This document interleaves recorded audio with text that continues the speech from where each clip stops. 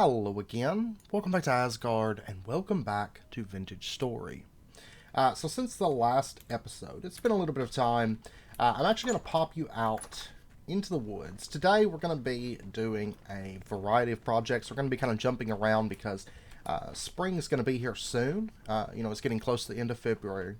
It won't be long at this point, so I'd like to kind of do a little bit of jumping around, a few things to get us ready for spring, a few things to get us ready for further processing, because now that we're moving kind of into year 2 and we've advanced, we've got the basic stuff in place, and so this year we can kind of focus on, kind of a mix of building and progression and expanding upon our food. We're going to start moving into jam this year for starters. We're also probably going to start moving into like bread making, pie making. I'd like to get into the fruit press. Oh, we have a pink apple tree here. We've got that yellow one, but we do have a pink apple tree. I haven't come around the mountain this way exactly, or at least noticed it. Okay, we're going to mark this. Let's see, this tree actually has enough space. I might clear off. I don't know if this dirt's really going to impact anything. I don't know if this dirt's going to really impact anything, but we're going to pull away at least a little bit of this dirt. Because, our apple tree was kind of in a forest, so it was real thick. I ended up clearing all that out. But I'd also like to start moving into some mechanical power, lighting things up, lots of good stuff. Year 2 is usually a pretty sweet spot, I think, for expansion. Alright, so between episodes, I was going to dig five vertical shafts. And we've actually got, this was the first one that I dug, and I found copper and quartz, and then I wrote down the stone types in case I need them. But like if we pop down it's not super far. I want to say it's down in the andesite layer, so it's going to be underneath chert, chalk, and then slate. Because all of these are laid out. The chalk layer here isn't as thick as the other ones, but you can see here's our quartz area. So we can mine lots of quartz. I did run through an iron pick and then half of another one between episodes, but digging these. But I was able to dig that many shafts though with just like a couple picks. I think maybe this is my third one. I can't remember. We'll have to check the tool rack. So right down here we have our copper. It actually came out one, and I mined one piece of it. But this is a rich quality copper vein. I don't know how big it's going to end up being, but we'll have to excavate. Yeah, it looks like it wasn't too big. There was 38 rich chunks, though. So that's not bad. So we actually mined out this entire thing. So yeah, we actually just removed that vein. But that still is a decent amount of copper. So I'm pretty happy with that. Alright, now if we come out, basically what I do is I look at this as, it's a big 4x4. And so if I'm counting out, I count out from the furthest possible corner. Like I wouldn't start counting from here and count 8 across. So I'd go, 1, 2, 3, 4, 5, 6, 7, 8. And then what do you know it? We have the start of another mine. Now this one is quartz, and there is a cave inside of here that I'd like to check out. And then it is the same stone types. I'm going to go ahead and remove the copper from this because we're not going to find copper in here anymore. But there is a cave inside of this one, so we will check that out probably this episode, but not right this very second. Now right here we have another one. This one is quartz and then the same stone types. And then if we come over to here, we have iron in this one. And then also quartz and a cave in this one. And then if we come over to here, we have iron in this one. Now I did not mine the iron whatsoever. So actually, because of the placement, oh yeah, this is the cave. It's like literally, it's a super like surface level cave. Up in the chalk and chert area. We might actually go ahead and poke our heads up. Just see. Because with it being surface layer like this, it's unlikely that it's very big unless it splits off a lot. Oh, it's actually... I know where this cave is. Yeah. But let's take a look here. Okay, yeah, it is just one big dead end. So I will be removing cave off of that one. Now there's a pretty good chance, I'm imagining, that the shaft here and the shaft over there are the same iron vein, you know, because they're not terribly far away, and I think they're roughly around the same Y level. But we have iron here, which does mean that we're going to be able to run our bloomery at least one more time. You know, our 4 batch of bloomeries, which is wonderful. I'm very, very happy for that. Okay, it has been a bit. It is actually the next day for me. I was mining that, and at first I was like, well, I'm only going to mine a little bit of it so that we can move on with some other projects. Make sure we get at least enough iron to run our bloomeries again, but then I was like, well, I'll just go ahead and mine all of it. And then I was too committed. This is actually the very last iron pick that we made up last episode. So 5 iron picks, and we've ran through basically all of them at this point. So I will be making up some more of those. But we got ourselves a bunch of iron. And if you recall, I think it was last episode or the episode before, but I mentioned that those were small iron veins that we had come across. Yeah. This is how much iron I pulled out of that vein. So it was actually a pretty decent sized vein this time around. Now one thing, we're going to pop down, I'm going to show you the mine while I still have my torches up, because of course they'll decay after a few days here, and we're going to talk about that. But I'm going to set aside these because at this point we're not really struggling for metals. We don't have to worry about that. So we're going to start saving a little bit of our metal, because our crystallized chunks, I do like to collect these because they're kind of rare, and there's so many different kinds of them with different ores and different qualities across different stone types. I do like to collect these, and I also like to collect a little bit of magnetite, especially with the theme of our base. So let's pop over to the mine, and I'll take you down and show you. It ended up getting big enough that I lit it up because I was tired of fighting off drifters. A lot of times I don't light up if it's a small little node or something, and I plan on mining it pretty soon. But I would like to get some lights for our mining areas, you know, kind of like lights that we'll just set down and then we'll remove once we're done. I would like to get some of those made up at some point, either once we have a bunch more fat or once we have excess lanterns. But let's pop down. Now it's possible, once you see the maze that I have created, it is possible that I maybe missed some, so maybe if I did, we'll come across it. But I think I got all of it. So, but it ended up becoming very maze-like down here. And at one point I was walking down here and I heard a bell. So I ended up going back up, and that's when I was like, okay, it's time to light it up. Luckily the bell had, I guess, despawned whenever I came back over to light it up, but I did hear one when I came down. So you can actually hear, yeah, there we go, we got some friends. Oh, there's a locust, look at that. But you can see, we're just going to run through, just cut everything around. But you can see that this is fairly maze-like. Inside of this place. Oh, right here. There we go.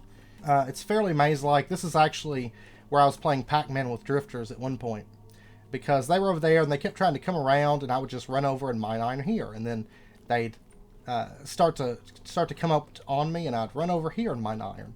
So I was kind of jumping around just playing Pac-Man because it got so big. Excavating all of this, like, it just goes on and on and on. And there's tons of like little nooks that I dug out, as you can see. But it's basically just one big maze. I know my way around here because I've been running around it for a bit. It's actually the very 1st of March now. And you can see the outside temperature has went up. It was -4 degrees above ground before I came down. So, but yeah, it's a bit of a lurker pit. Oh, we got a bale. I'll tell you what. If we can...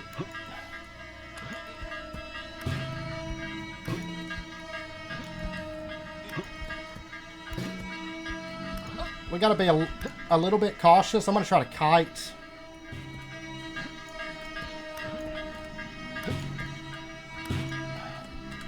Oh, we got locusts coming in. Oh, I'm gonna run around.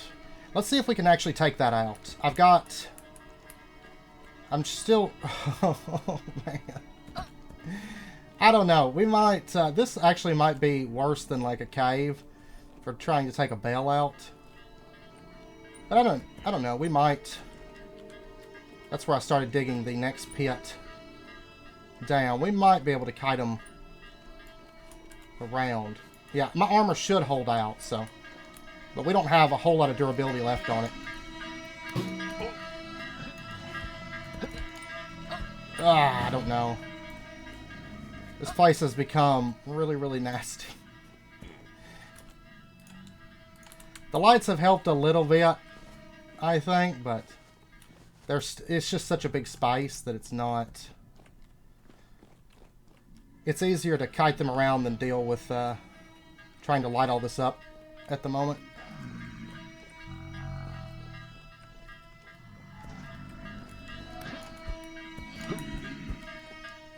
Oh, it's gone down in that pit.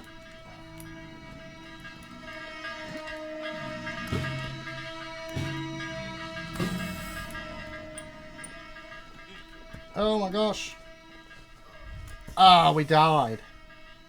Sawblade Locust. Okay. Alright. Well, we gotta go get our stuff back. But yeah, as you can see, it's a pretty nasty pit. I knew I was pushing it just a little bit there. Actually, where we died is pretty close to where we come down at. I was really kind of tempting fate. If you start seeing locusts, you know, if you recall back... I think whenever we were playing, I think it was when they were first introduced. Alright, let's make a mad dash for this. And hopefully evade the locusts. We do still have our armor on, but I should have grabbed bandages and healed up, because I'm only at like half health. Here we go. Yeah, see, actually our stuff was right there, so... Wasn't too bad. Let's see if,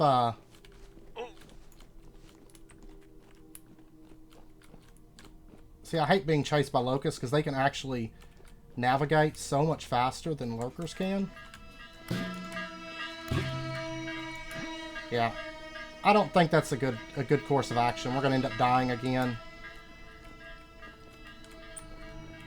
And I don't see the bale. If we actually killed one, I don't see it. So, yeah, we're going to leave this. But if you recall back on our old Vintage Story series, you know, we were playing at the same time that meals were added. And I want to say we were playing at the same time locusts were added, but I can't recall for sure. And I remember used to, there wasn't like all the special locusts, there was just locusts, like just general locust. But they used to swarm in huge packs, if you recall. And you'd be going through a cave and they would just come crawling across the ceiling. And they didn't really spawn in like deep caves necessarily. They just spawned in caves, if I recall correctly. And I just remember they were nasty back then, mainly because they could swarm you. Now they don't swarm you as much, but they do deal more damage. Like the Sawblade Locust, it actually hit me pretty hard there.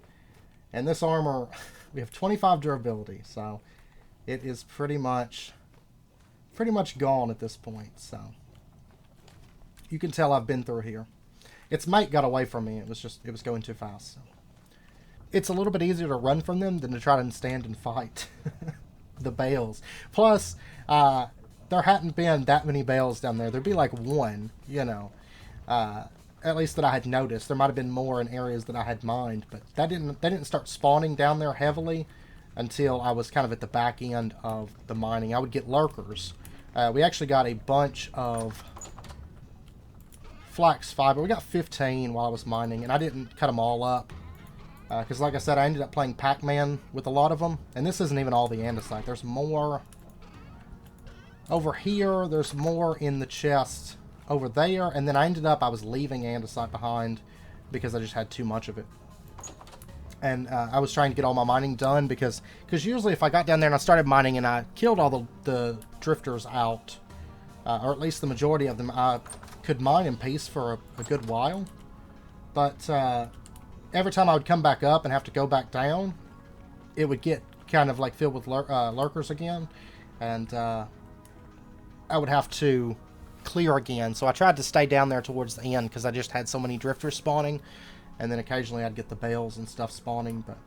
But anyhow, the next project that we are going to do in preparation of spring, outside temperatures are starting to get a little bit warmer. We're going to go ahead at this point. We're going to clear out all of these black currant bushes because they're going to be getting moved. Because I think at this point we can go ahead and expand our farm out. This first farmland. Because this year I don't think we're going to need the rabbit traps for a good source of meat. And the reason being is because we are actually going to be getting our pigs up and going pretty quickly, or I'm hoping so. So I really don't think we're going to need the rabbit traps this year. So we're going to go ahead and get rid of this. Because my original layout for the farm, I think we're going to change it just slightly. Still going to be the same general concept. The only difference is there's going to be a field on this side as well, just like we were originally going to have it. But then it's going to fence off here, and this road is going to be fenced off. But it's going to be a little bit more sort of self-contained between the two fields than I originally had planned. Because originally I was going to have the road run through there and then be fenced off separately, you know, from the left and right sides. But I think we're going to make it into one, basically big farm, but have a road that runs through the middle. Because I also kind of changed my plans for our first large scale build, which will be with that mountain. And hopefully break ground on that before too terribly long. But we're going to go ahead and just run the fence across like so. And as it stands right now, we've got water underneath this. Comes out two. Technically, we could run Terra Preta through the middle as well, and it wouldn't really hurt too bad because it's going to be getting moisture from this side or this side. So it would still be at like a 25% moisture, assuming that it's not raining, and really I think it'll be okay. So yeah, I think we're just going to run our Terra Preta in that spot instead of doing another line of water. Though I don't think I have enough Terra Preta right now. Once spring hits and the snow melts, I was wanting to actually hunt Terra Preta a bit more during the winter. But we spent so long mining and stuff that I never really got a chance. But we do have a little over a stack of Terra Preta. So at the very least, we can get a start on this. But also today, I think we might go ahead and cover our water in preparation for spring as well. Because we're going to be moving from one side to the other. Of course, in Vintage Story, you cannot trample your fields. But it is still nice to not have to jump over water. So, also this year, basically the first year and kind of into the start of the second year, we tried to cover everything in sort of a systematic order. I mean, it kind of varies from world to world and whatnot as to kind of what you do and what you prioritize. Because, like, say, for example, you know, we hadn't found tin. We would have spent more time mining tin, or we might have been panning for zinc, which I do plan on doing because I really want a mining bag here fairly soon, but I don't have the bronze to do it, so we might end up panning in the spring to try to get some zinc. At the very least, because I would like to make at least 4 ingots worth of bronze. But, you know, depending... Had we not been so busy that first year, we would have done more, like, for example, leather. Or maybe if we had started bees sooner, we would have gotten to jams. We're going to talk more about that in just a second. But, you know, we did agriculture pretty heavy the first year. I like to prioritize that. But, you know, depending on the situation, that might not be the case. But I have tried to at least present the first year and through winter, you know, in a way that you guys could see kind of as the world progressed and kind of what I at least tend to like prioritizing, at least in the situation that I found myself within this world. But as we move into the second year, a lot of the stuff that we're going to be doing is going to be kind of business as usual. We will be starting into a lot of new stuff within this year, so we'll cover that at different times throughout the year. But we also will be starting into some big build projects as well, and some of that stuff will take time. So, you know, I'll be consistently managing bees and farms and things like that as I'm building. You know, it's important that you don't let that stuff slip. Vintage Story is a lot about, you know, if you were to compare it to Minecraft, it's a lot more about juggling things because you can't stop mining. You can't stop doing food. You know, you can't kill 60 cows and be good for, you know, quite a few real life days. That's not really the case within Vintage Story. So you kind of have to sort of juggle things generally as you build. Or as you work on larger projects. So that's going to be important for us. But see, I think it's, yeah. I'm going to need a lot more sticks, though. I probably will not be able to cover up all the fields at the moment. But I can get a start on it at the very least. Yeah, that should be good. We got 21. We can cover up almost 2 lines. We'll be about 5 short on the second line.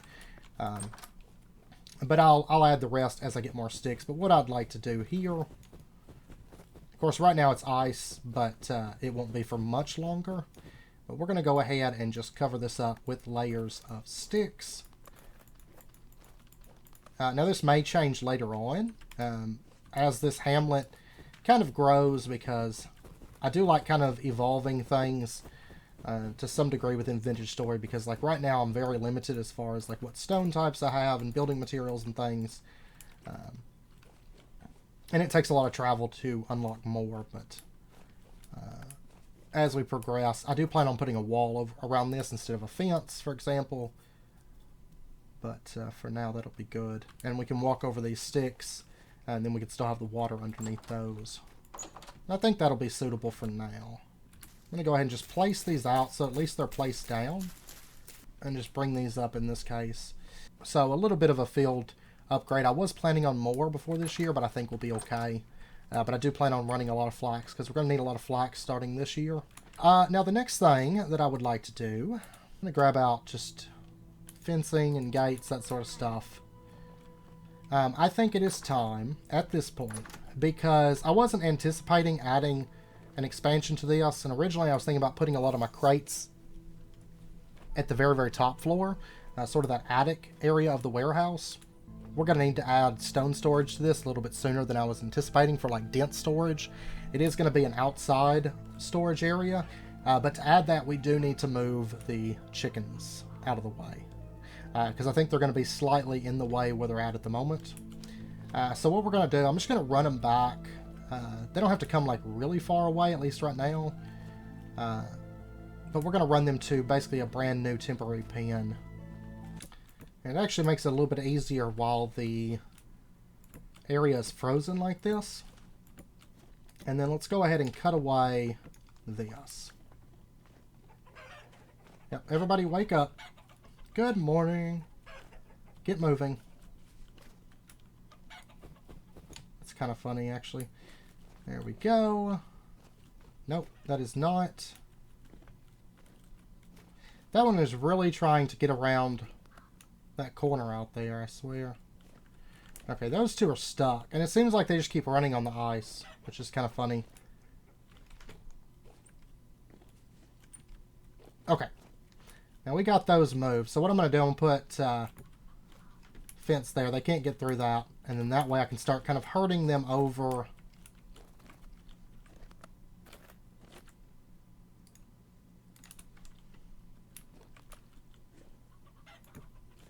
Put that there.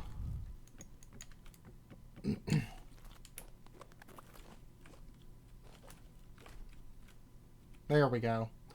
All of our chickens are now inside of their pen. We'll go ahead and block that off. Block that off. And then I can just clean all the rest of this stuff up. Alright, so the chickens are moved because we're going to be adding some kind of stone storage on the side here. It is going to be covered.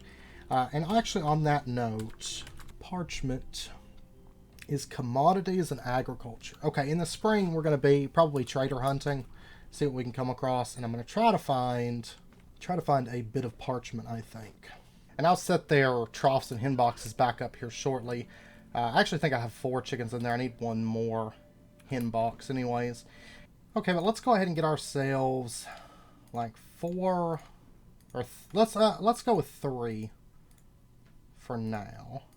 Let's see, where would I like to set this up at? It probably will get moved a little bit later, a little bit closer over to the B area, but for now we'll do it right over here, I think. Yeah, just like that. And then what we'll do, let's get ourselves One sign should be fine. Because like I said, we're just going to kind of keep this here temporarily. We're going to say left is jam.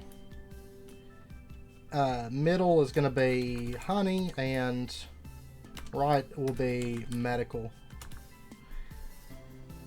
Just like that, just so that we can remember pretty easily. And the purpose of this, of course, is we're going to start making jam with our fruit this year and preserving that. So the honey that goes in this barrel will be for making our jam. The honey that goes inside of this one is going to be for dense storage, because when it comes to things like honey, fat, pumpkins, unless something has changed, pumpkins don't go bad. They're kind of weird like that. Stuff like that that's not going to rot, I like to keep a stockpile, and we're going to have it kind of as in case of emergency. You know, we kept that barrel of honey that we made. We didn't process any fruit with it. That's the purpose. That's going to be, well, we got about a half barrel there, and hopefully get that filled up pretty quickly this year.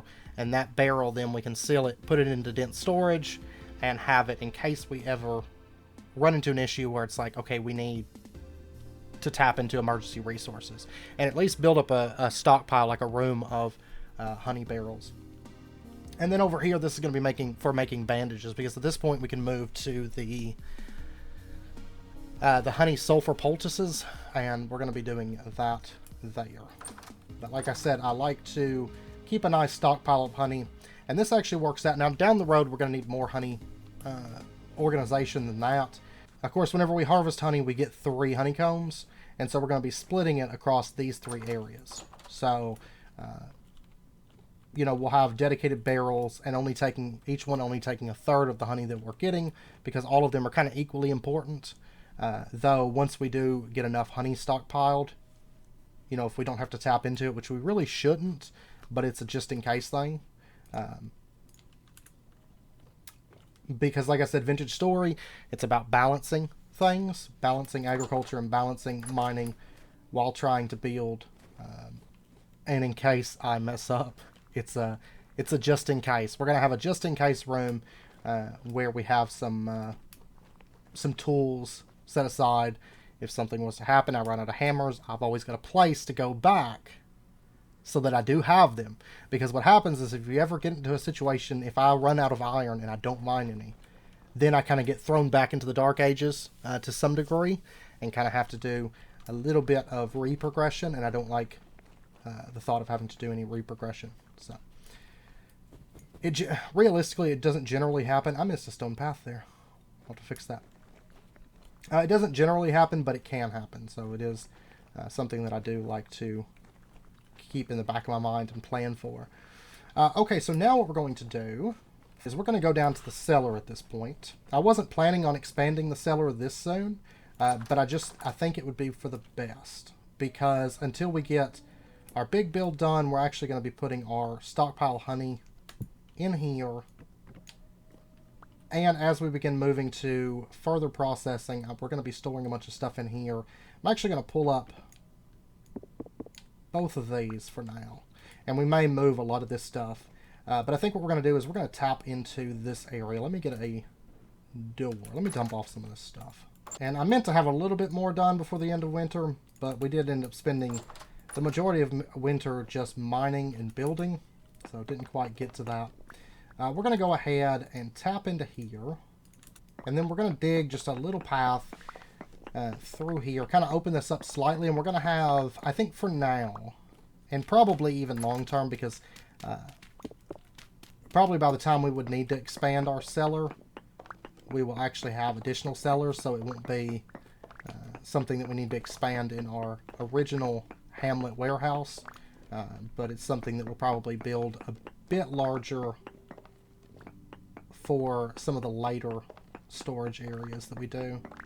Because a lot of the reason we're starting the Hamlet first is because once we start the large build, it's not going to be a place that's really suitable for agriculture. And so our agriculture stuff will remain in and around the Hamlet. That's going to be most of our bees. We might have some places set up for agriculture, but the majority of our agriculture will be outside of our mountain.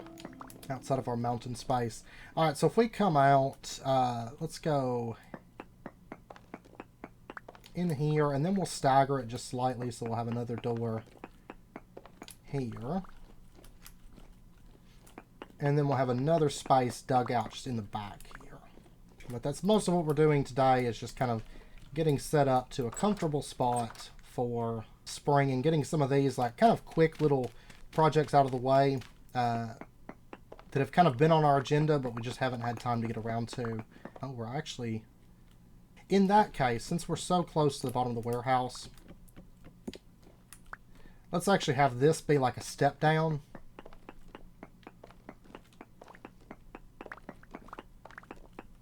And we'll just drop it all one layer lower.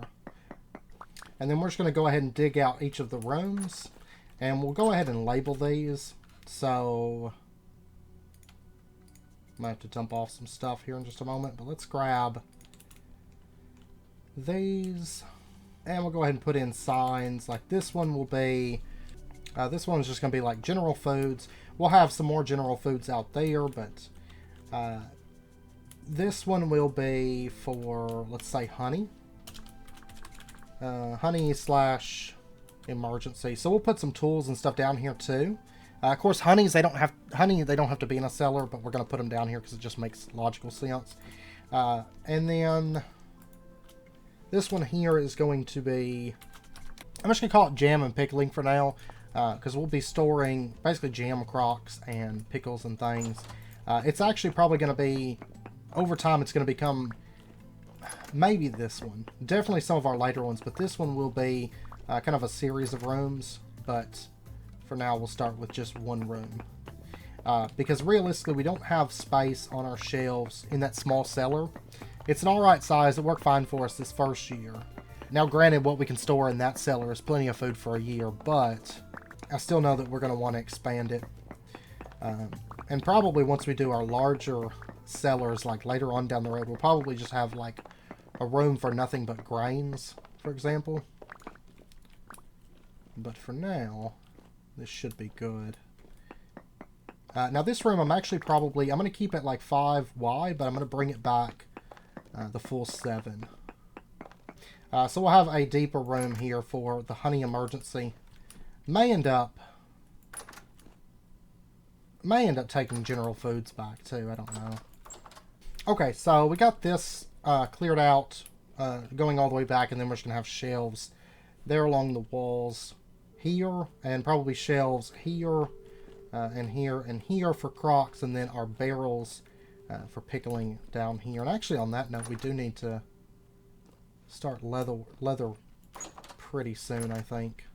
It's a really foggy day, it seems like.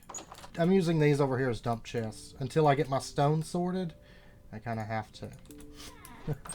I've got so much stone. Okay, wow, look how foggy it is. But we still have all of this food left. Now that winter's kind of coming to an end, we still have all of this left. So at this point, I would like to do a bit of forging. I'm not going to be forging iron right this second. These aren't field. These are just ones I had just set up. But we are going to be forging copper, I think. And we're going to be going to... I'm probably just going to go ahead. It's sad to see it go. But I think I'm going to be forging all of these into copper plates. Because that's going to give us 13, which isn't too bad. Yeah, let's do that. I like that. We're just going to be going 100% copper plates. So that way we can make up a bunch of copper lanterns. Granted, we could do iron lanterns, but I think I want to do copper. We've got a bunch more copper that we'll be able to process. You know, we just mined some not too long ago. And then we had a bit still stockpiled. So I can make up more copper. It's not a big deal. I hate seeing my pile of copper go, but really, we're going to have a pile of iron. So I just as well have that, you know. Okay, I will have to get some more clear quartz at this point, or start making glass, because I am out of clear quartz. We do have eight copper lanterns now. So at this point, we can start lighting things up. So I will start on that, like between episodes, and I might even go mine some more quartz. Of course, we do have that silver cave right down here. but I don't think that I will go to that. I think I'll just mine some of the quartz in the area because I do have a bunch of it. We are going to start looking for meteors, though, pretty soon, because I don't actually care about the meteoric iron. I mean, I do like decorating with the ingots, but I do care about getting a lot of the blocks, because I want to use those for building. So we're going to be breaking those out to get the blocks. Honestly, I guess I could probably just chisel them and get all the meteor that way. But I'd really like to get the Hammer up and going before too long, because we're going to want a lot of lanterns and stuff as we move forward, just a lot of plates in general. So I would like to get into the Hammer. But let's actually take a moment here, because I'm not going to do it right this second. But I would like to start getting ready to break ground on actually digging into our mountain, because we do have plenty of iron now to realistically start that. That's the only reason that we've waited, is because we're going to need a lot of tools for it. But what I'm thinking is we're going to have the road, and some of these roads are going to get expanded. In long term, I don't even know that we'll use stone paths, because you can't chisel those, but I don't know. I might stick with the stone paths and just do like a really nice border around our roads, but we'll see. But what I'm thinking is we're going to have these two roads, because these are actually going to be two major roads. I know right now they seem to be going to places that aren't major, but this one will be a fairly important road. What we're going to do is have these two roads converge, and I don't know if we'll have any other roads, maybe minor roads, but these will be the two major ones, converge and come up. And then what we're going to do is originally I was going to have the bridge, I was considering the bridge being somewhere over there and connecting over, but I changed my mind, and I think what we're going to do is we're actually going to have the roads converge and actually wind up this big spire that we've got up here. This kind of like roadway that goes up the spire. I've got an idea. I think we're going to have it wind up the spire and then stretch across to there. Is kind of what I have in mind. And then that's going to plug in. But yeah, this spire, it was just sitting here, and I'm like, I really need to do something with that. And I think we're going to have that, the road actually wind up that. So the main entrance into our base will be this big kind of spiral, not really walkway, but like road. It's hard. I've got it in my head. I think it's going to turn out cool, but it's going to take a while, because it's going to be a bit of chiseling. And then I've got to span that there. So I probably will die in the process. But I'm sure I'll fall to my death a few times while building it. But that's okay. Sometimes lives have to be lost for building, and I'm not that worried about it. So, but yeah, I would like to start breaking ground on that fairly soon. Now, we will continue building the hamlet as we work on that, because that's going to be a bit of a process. Now, to actually start that build, we are going to have to go do a bit of exploration. So one thing I will do, probably between episodes, I want to make arrowheads. I need to make more tools, because I'm once again out of picks. I did make another prospecting pick and another knife, though, between episodes. I need to make shovels and axes and all those good things, too. So I've got a bit of smithing. I'm going to probably smith 48 blooms, as far as taking them from blooms to ingots to tools, just boom, boom, boom. I do have some, well, it won't quite be 48, because I've already smithed 2, but it will be the rest of these. I need to get the rest of this stuff processed and more stuff made up. But I'll be running about 46 blooms for going from ingot on, and then I'll probably go ahead and run a batch of blooms just as ingots. Maybe 2. I'm sure that we can pull off 2. So I may, if I feel skippy, go ahead and run 2 batches of blooms for ingots. That way we can get a nice iron pile started for storage. So I need to also run lead, so I might do that too.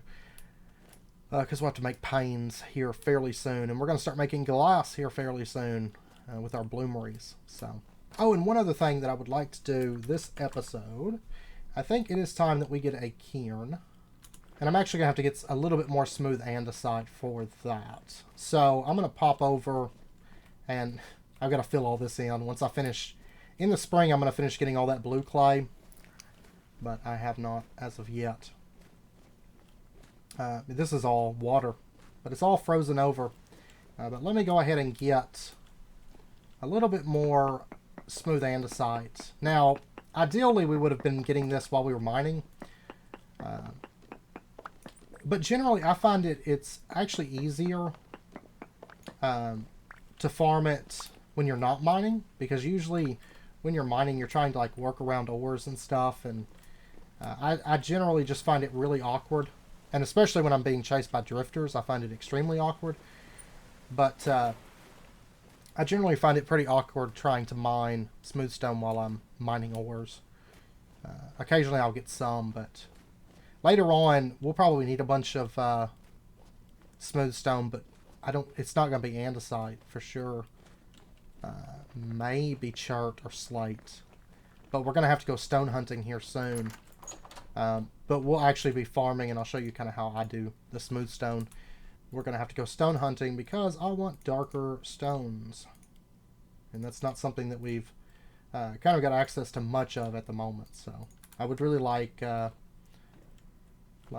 basalt or something, because spring is going to be here soon enough, and we've got a bunch of grain here. I won't need all of this. Like, I definitely won't need all this spelt. So what we're going to do is we're actually going to take like our spelt grain, this. I'll hold on to a stack just in case I need it, but I still have a bit of food left, and we're going to be back farming here soon enough. But we're going to go ahead and put in our spelt grain here, and we're just going to hold right click, and it's a little bit manual at the moment. Of course, you can put something on your mouse, it helps. But later on we'll be able to, once we start the mechanical power, we'll be able to automate this, and we will fairly quickly, because probably by that point we're going to be using it quite a bit. But you can see that we're grinding down our spelt into spelt flour, and at this point we've successfully made it pretty much through winter. I know we're probably going to have like another, it kind of varies from place to place, but I'm going to guess probably another, well, probably by the end of March, honestly, we'll probably be into spring in this region, since it already is -2. We might even have a thaw here in the next couple days. But just bear in mind that even if it does thaw, you can still have kind of a cold spell. So I usually try, just like in real life, I actually do a lot of gardening in real life and stuff. And as you know, if you've gardened, you don't, as soon as like winter quote unquote ends and you have your first like warm days, you don't just immediately go out and plant your garden. You wait, because there'll generally be a cold spell, sometime after. Number 29. I actually forget how much work it is to grind stuff before you have mechanical power. Oh, we're at 34. I'll be honest, this is one of those things you'll quickly take for granted. Once you get it automated, it's kind of like, if you ever played World of Warcraft, this is a perfect example. If you ever played World of Warcraft, and especially back in the old days of World of Warcraft, nowadays it's like they just give you a mount, like, here you go, here's that little chauffeur motorcycle thing. But back in the old days, you had to wait to get your mount, okay? And you took it for granted when you were level 60 or, whatever level cap it was at a given expansion. But you always took it for granted because you just had your mount. It was one of those things you had. And then as soon as you started a new character, it was like, oh my gosh, I forgot I have to run everywhere. And the quern's kind of like that. Like, if you're used to, like, I'm used to having this automated and not having to actually sit here and hold the right click button. And so actually sitting here and having to hold the right click button is one of those things like, oh my gosh, I take this for granted so bad. I forget how long it takes to actually grind things with the quern by hand. It's actually pretty rough. But anyways, I know it's about wrapping up point for this episode, so we're going to end this one out here. Like I said, the next episode that we have will be sometime in the spring.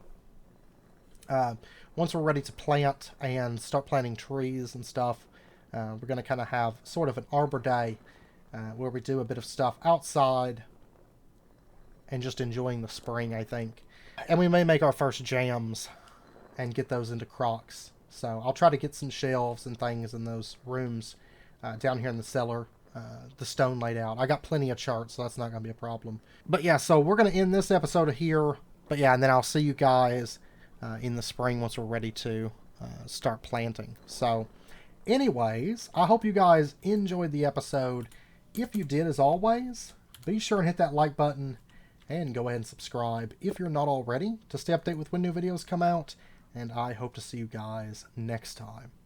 So until then, as always, do take care, stay safe, and I'll see you guys then.